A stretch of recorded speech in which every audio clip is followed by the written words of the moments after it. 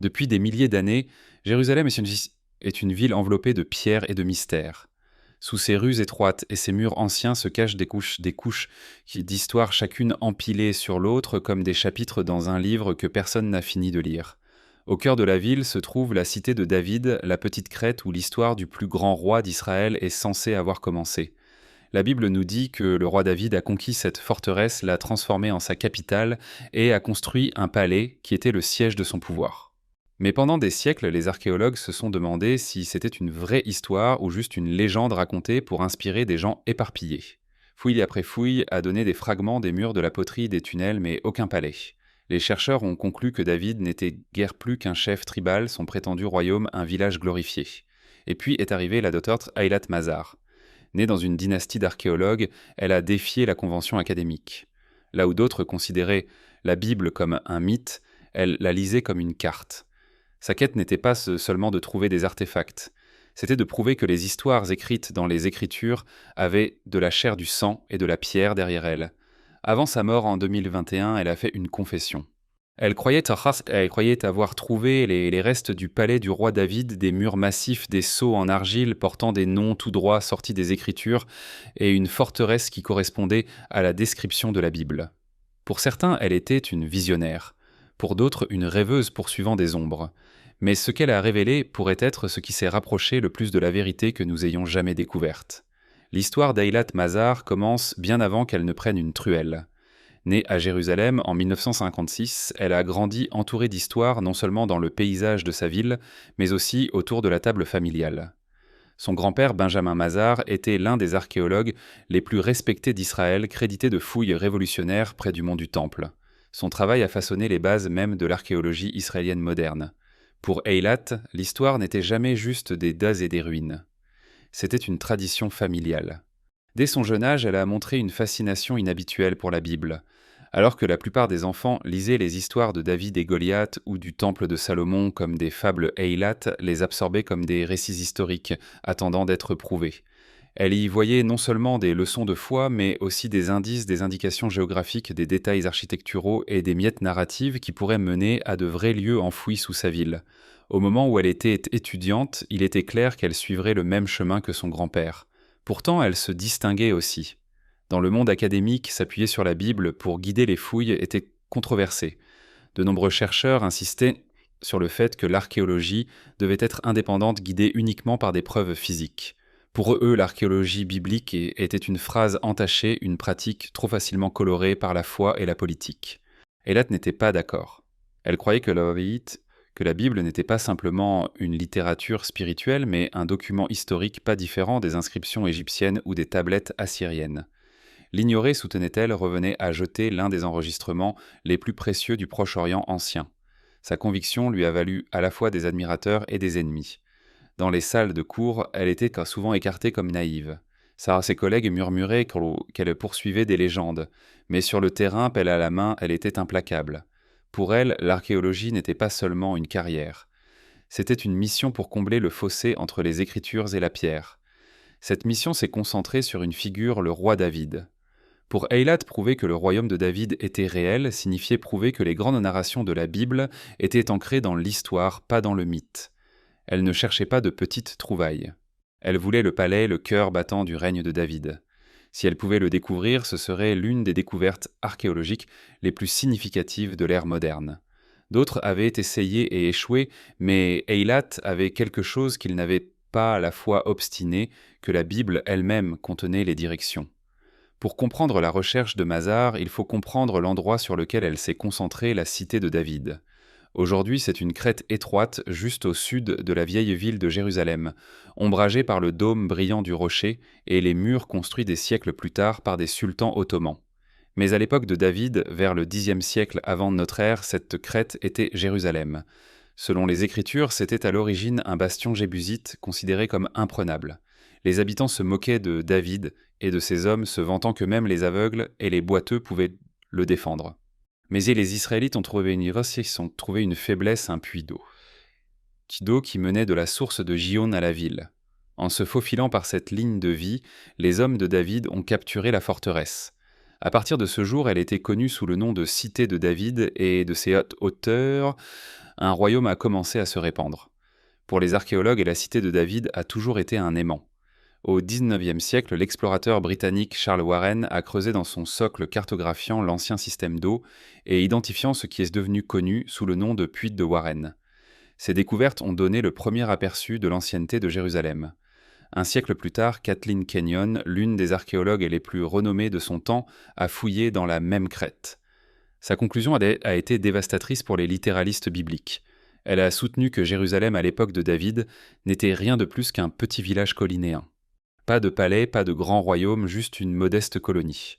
Benjamin Mazar, le grand-père d'Hillot, a également excavé à Jérusalem, mais il a concentré ses efforts plus près du mont du Temple. Il a révélé des découvertes remarquables, mais n'a jamais découvert le palais. Au début des années 2000, le consensus académique était clair. Si David existait, il était un chef mineur. L'Empire glorieux décrit dans la Bible était une exagération écrite des siècles plus tard. Le palais était un mythe. Mais Eilat Mazar a refusé d'accepter cela. Elle croyait que le problème n'était pas que le palais de David n'existait pas, mais que les archéologues cherchaient au mauvais endroit. Pour elle, la réponse était cachée en pleine vue enfouie, dans la crête même où l'histoire a commencé. La cité de David gardait encore ses secrets, et elle était déterminée à les découvrir. Pendant des années, les archéologues ont fouillé la cité de David sans trouver de palais royal. Et que les théories se sont effondrées, les fouillés ont stagné et beaucoup ont abandonné. Mais Eilat Mazar croyait que tout le monde négligeait l'évidence. Sa lumière directrice n'était pas une inscription, pas un éclat de poterie, mais un seul verset de la Bible. Dans le deuxième livre de Samuel, chapitre 5, verset 11, il est écrit « Et Hiram, roi de Tyr, envoya des messagers à David et des cèdres, et des charpentiers et des maçons, et ils bâtirent à David une maison. » Pour Mazar, ce n'était pas juste un embellissement poétique. C'était un plan. Le verset révélait 3 détails importants. Premièrement, que le palais de David était construit en bois de cèdre, un matériau de luxe phénicien non natif d'Israël. Deuxièmement, des artisans étrangers qualifiés étaient impliqués, ce qui signifiait que le bâtiment était de taille monumentale. Et troisièmement, que le palais était suffisamment important pour être enregistré dans le texte historique central d'Israël. Si des bâtisseurs tyriens venaient à Jérusalem, ils n'auraient pas construit une hutte sur une colline de village.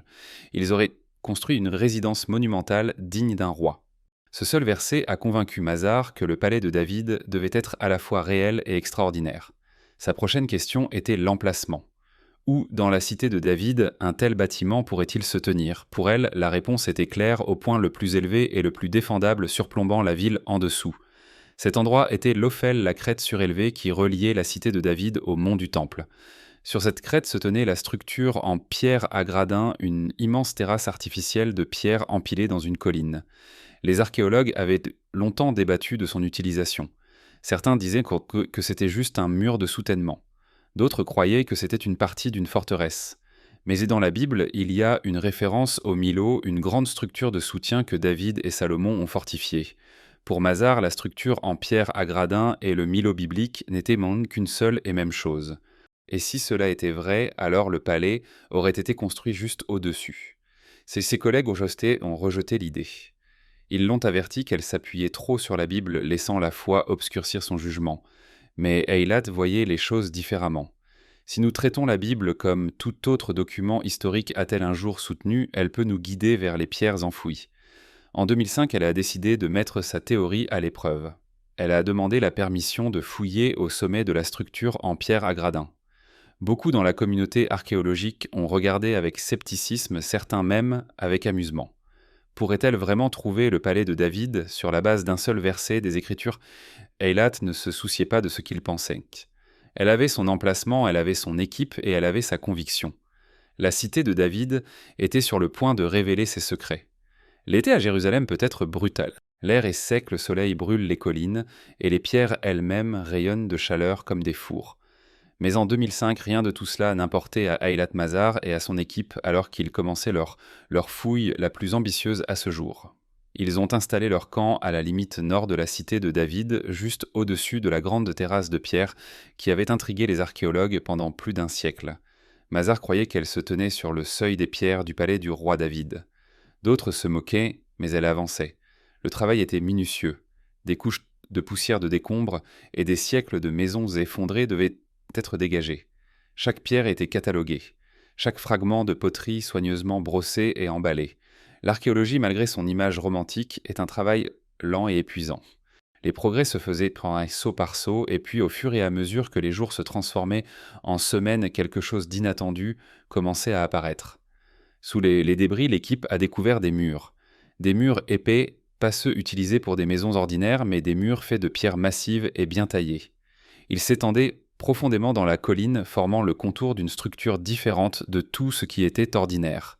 Encore plus révélateurs étaient les morceaux de poterie qu'ils ont trouvés enfouis dans les couches de sol le long des murs. Les archéologues datent souvent les ruines par la poterie, car les styles ont changé au fil des siècles. Les fragments découverts ici correspondent à la période de l'âge du fer, autour du Xe siècle avant notre ère, l'époque traditionnellement associée au roi David. Ce n'était pas un village de bergers. Quiconque avait construit ces murs avait des ressources du pouvoir et un accès à des artisans qualifiés. Pourtant, Mazar savait que la prudence était essentielle. Un grand bâtiment à lui seul n'était pas une preuve du palais de David. Jérusalem avait été occupée et reconstruite d'innombrables fois au fil des siècles. Ces murs pourraient appartenir à un roi ultérieur ou peut-être à une forteresse ou un centre administratif. Mais elle se sentait certaine de se rapprocher de quelque chose de monumental. Plus il creusait, plus la structure semblait grande. Et sous chaque couche de sol, l'histoire de Jérusalem semblait lui murmurer de continuer. Le monde de l'archéologie regardait de près beaucoup espérant la voir échouer. Mais ce qu'elle déterra ensuite ferait taire même ses critiques les plus sévères du moins pour un moment. Alors que l'excavation se poursuivait, l'ampleur de la découverte grandissait. Les murs n'étaient pas seulement épais, ils étaient massifs, construits à partir d'énormes pierres taillées avec soin et assemblées. Certaines pesaient plusieurs tonnes. Ce n'était pas l'architecture d'un village, c'était le travail d'un royaume puissant.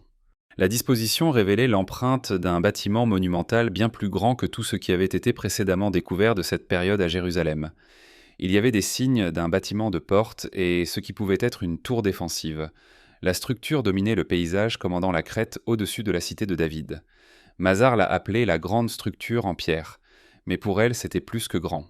C'était royal. L'artisanat, la taille et l'emplacement stratégique indiquaient tous un bâtiment d'une immense importance.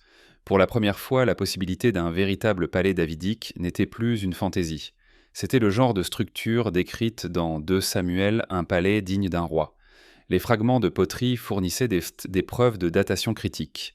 Beaucoup appartenaient à l'âge du fer que les chercheurs placent autour du Xe siècle avant notre ère. C'était précisément à l'époque où David et Salomon auraient régné. Même les sceptiques admettaient que la découverte était extraordinaire, mais le véritable poids de la découverte résidait dans ce qu'elle impliquait. Si Jérusalem avait des bâtiments de cette taille au Xe siècle, alors ce n'était pas simplement un village perché sur une colline. C'était un centre politique et administratif, la capitale d'un royaume. Cela contredisait directement la vision dominante des chercheurs selon laquelle le règne de David était un mythe ou un petit chef tribal exagéré par des écrivains ultérieurs. Pourtant, le débat faisait rage. Cela pouvait-il vraiment être le palais de David ou était-ce un autre bâtiment important d'une époque ultérieure? Les critiques étaient rapides à souligner que sans inscription, la connexion restait spéculative. Mais Mazar n'en avait pas fini car tout comme les murs étaient impressionnants, le sol qui les entourait contenait quelque chose d'encore plus captivant, des objets assez petits, pour tenir dans la paume d'une main, mais suffisamment puissants pour bouleverser le monde de l'archéologie. Ce étaient des sceaux pressés avec les noms de figures tirés tout droit de la Bible, et avec eux, la ligne entre les Écritures et l'histoire a commencé à s'estomper. Pendant des siècles, les archéologues se sont interrogés sur la massive structure en pierre à gradins. S'élevant comme un gigantesque escalier sur la pente de la cité de David, elle semblait moins être un bâtiment qu'un colossal mur de soutènement conçu pour supporter la crête au-dessus. Mais pour Mazar, cette caractéristique n'était pas seulement une merveille d'ingénierie. C'était le Millo biblique. Le mot hébreu Millo signifie remplissage et la Bible enregistre que David et Salomon l'ont fortifié. Dans 2 Samuel 5,9, il est écrit « David demeura dans la forteresse et l'appela la cité de David, et David construisit autour du Millo vers l'intérieur. » La plupart des chercheurs considéraient le terme trop vague pour être identifié. Cependant, pour Mazar, la description correspondait parfaitement. La structure en pierre à gradins était un remblai massif de pierre, précisément le type de rempart décrit dans le verset. Et surtout, la grande structure en pierre, le bâtiment qu'elle croyait être le palais de David, était construite directement au-dessus. Cela changeait tout. Si son interprétation était correcte, les deux structures n'étaient pas des mystères séparés, mais des parties d'un grand complexe, la forteresse et le palais du roi David. Stratégiquement, cela avait du sens. Le Milo créait une base fortifiée qui stabilisait la pente, tandis que le palais au sommet commandait le point le plus élevé de la ville. Quiconque entrant à Jérusalem l'aurait vu se dresser au-dessus d'eux un symbole visible du pouvoir royal. Militairement, cela rendait la résidence du roi presque intouchable. Politiquement, cela le plaçait au centre littéral de sa capitale. Ses collègues restaient sceptiques. Certains disaient que le Milo aurait pu être un support pour des maisons ou des terrasses, rien de plus. D'autres soutenaient qu'il datait plus tard à l'époque des rois judaïques. Mais pour Mazar, les pièces s'emboîtaient trop parfaitement pour être ignorées. Le palais n'était pas un bâtiment isolé. Il faisait partie d'un système défensif et administratif plus large, le même système décrit dans la Bible. Si cela était vrai, cela signifiait que le palais de David n'avait pas seulement été trouvé. Il avait été caché en pleine vue tout au long, trônant au sommet de la forteresse qui portait son nom. Les découvertes électrisèrent le public. Les titres des journaux déclaraient que le palais de David avait été trouvé. Les visites sur le site de la cité de David ont explosé. Les visiteurs s'émerveillaient devant les pierres imposantes et imaginaient le roi biblique marchant sur le même sol. Mais dans le milieu académique, la réponse était tout sauf unanime. Les sceptiques faisaient remarquer que la grande structure en pierre aurait pu être n'importe quoi, une forteresse, un entrepôt, même un bâtiment administratif.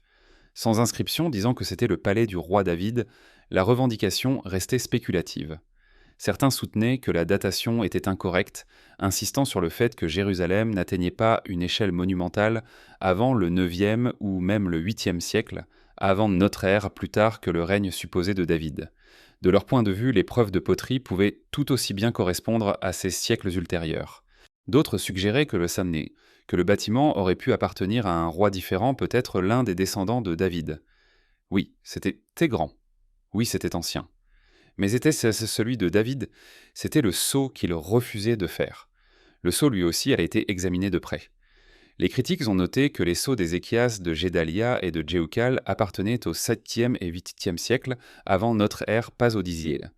Où il prouvait que le site avait été utilisé plus tard, mais pas que David lui-même y avait vécu. Mazar a répondu à chaque critique avec conviction. Les styles de poterie et la stratigraphie et l'énorme échelle de la structure pointaient vers le Xe siècle. Les sceaux plus tardifs, a-t-elle soutenu, montraient simplement l'utilisation continue du bâtiment à travers les générations. C'était exactement ce que l'on pourrait attendre d'un palais royal reconstruit, réutilisé et occupé pendant des siècles. Le débat est devenu intense. D'un côté se trouvaient des archéologues bibliques et des chercheurs prêts à voir la Bible comme histoire. De l'autre, des révisionnistes qui soutenaient que les histoires de David et Salomon avaient été écrites des siècles plus tard et exagérées en mythes.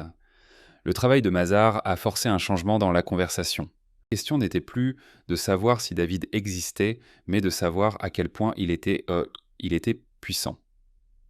Pour ses partisans, la découverte était révolutionnaire. Pour ses critiques, c'était un dangereux excès. Pour le public, c'était passionnant. Une connexion tangible avec l'un des rois les plus légendaires de l'histoire. Et pour Mazar elle-même, c'était une vindication. En 2010, Eilat Mazar avait déjà secoué le monde archéologique avec ses affirmations concernant le palais. Mais elle n'en avait pas fini. Elle a déplacé l'accent de son équipe légèrement vers le nord, vers l'Ophel, la crête, reliant la cité de David au mont du Temple. Là, elle a découvert un autre morceau du puzzle, un immense mur de fortification. Ce mur n'était pas une barrière ordinaire. Ces pierres étaient énormes, empilées avec précision en une ligne qui s'étendait à travers la colline. À côté, son équipe a trouvé les ruines d'une porte royale. Ce n'étaient pas des structures défensives pour un village. C'étaient des œuvres monumentales d'architecture du type qui ne pouvaient être construites que par un gouvernement centralisé et puissant. Encore une fois, la poterie a fourni la clé de la datation. Les fragments enfouis dans les couches de fondation provenaient de l'âge du fer, spécifiquement du Xe siècle avant notre ère, le temps de David et Salomon. Pour Mazar, les implications étaient stupéfiantes. Si Jérusalem avait de tels murs et portes au Xe siècle, alors ce n'était pas un modeste poste avancé. C'était une capitale fortifiée exactement comme la Bible le décrivait. La découverte a donné du poids à l'argument selon lequel Jérusalem avait été une grande ville pendant la monarchie unifiée. Pour les critiques, c'était encore plus de preuves à débattre, même s'ils restaient convaincus que le palais lui-même était un mythe. Mais pour Mazar, le mur et le palais faisaient partie de la même histoire, une ville transformée d'un bastion cananéen en capitale d'un royaume. Debout devant les pierres massives, elle se sentait vindiquée. La cité de David se révélait non pas comme une légende, mais comme une histoire vivante. Pour Eilat Mazar, la recherche de la ville de David n'était jamais seulement une question de murs et de palais. C'était aussi une question de stratégie. Comment les anciens rois ont fait de Jérusalem non seulement un lieu puissant, mais survivable. Cela signifiait de l'eau. La source de Gihon était la seule source d'eau naturelle de Jérusalem au Xe siècle avant notre ère. Quiconque la contrôlait la ville. Selon la Bible, David a capturé Jérusalem par son système d'eau. 2 Samuel 5 enregistre que Joab, le général de David, est entré dans la ville par le puits d'eau. Pendant des décennies, les chercheurs en ont douté. L'explorateur du XIXe siècle, Charles Warren, avait découvert un puits vertical près de Gihon, plus tard nommé le puits de Warren. Mais il semblait trop étroit et impraticable pour que des soldats l'escaladent. Les critiques s'en ont conclu que l'histoire était légendaire. Mazar a revisité les preuves. Dans ces dernières années, elle a soutenu que la soi-disant forteresse de Sillon n'était pas seulement un mur ou une tour unique, mais l'ensemble du système fortifié autour de la source de Gihon. Protéger la source aurait été la priorité absolue de Jérusalem et cela expliquait pourquoi les hommes de David cibleraient cet endroit. Son interprétation a reformulé l'histoire. David n'avait pas besoin d'escalader un puits impossible. Il devait simplement s'emparer des défenses du système d'eau, coupant ainsi la ligne de vie de la ville. À ce moment-là, la forteresse jébusite imprenable est devenue la sienne. Cette idée a de nouveau lié l'archéologie à la narration biblique. Il ne s'agissait pas seulement de grands palais, mais de survie pratique et de stratégie militaire. Pour Mazar, c'était encore un autre signe que les histoires de la Bible étaient ancrées dans des événements réels ancrés dans les pierres de Jérusalem. Lorsque la docteure Eilat Mazar est décédée en 2021, elle a laissé derrière elle plus que des rapports de fouilles et des débats académiques. Elle a laissé une vision de Jérusalem où foi et histoire s'entrelacent, où les mots des Écritures s'élevaient de la poussière dans des murs de pierre, des seaux en argile et des terrasses fortifiées. Ces découvertes, la grande structure en pierre, les sceaux portant des noms de la Bible, le mur de la ville massive et sa réinterprétation du système d'eau ont déclenché un débat qui fait encore rage aujourd'hui. A-t-elle vraiment trouvé le palais du roi David ? Les sceptiques soutiennent que les preuves sont circonstancielles, que la structure aurait pu être une forteresse ou un bâtiment administratif. Les partisans pointent l'échelle, la poterie et les connexions bibliques comme preuve que Jérusalem de David était réelle, puissante et monumentale. Ce qui ne peut être nié, c'est que Eilat Mazar a changé la conversation. Avant elle, de nombreux chercheurs écartent David comme guère plus qu'un mythe. Après elle, la question n'était plus de savoir si David existait, mais à quel point il était puissant. En fin de compte, peut-être ne trouverons-nous jamais une pierre gravée avec les mots « Voici le palais du roi David ». L'archéologie nous donne rarement des certitudes nettes, mais ce que Mazar a découvert nous rapproche plus que quiconque auparavant. Sa dernière confession n'était pas une affirmation de preuve absolue, mais une déclaration de conviction. Elle croyait avoir trouvé le cœur de Jérusalem de David. Et dans cette croyance, elle a rappelé au monde que parfois les histoires que nous appelons légendes sont construites sur des pierres qui reposent encore sous nos pieds. La cité de David reste un lieu de mystère, ses secrets enfouis profondément. Mais et grâce à Eilat Mazar, nous savons maintenant qu'à l'intérieur de ces pierres, les échos d'un ancien royaume chuchotent encore. Alors que pensez-vous, Eilat Mazar a-t-elle découvert le palais du roi David où les pierres gardent-elles leurs secrets un peu plus longtemps ?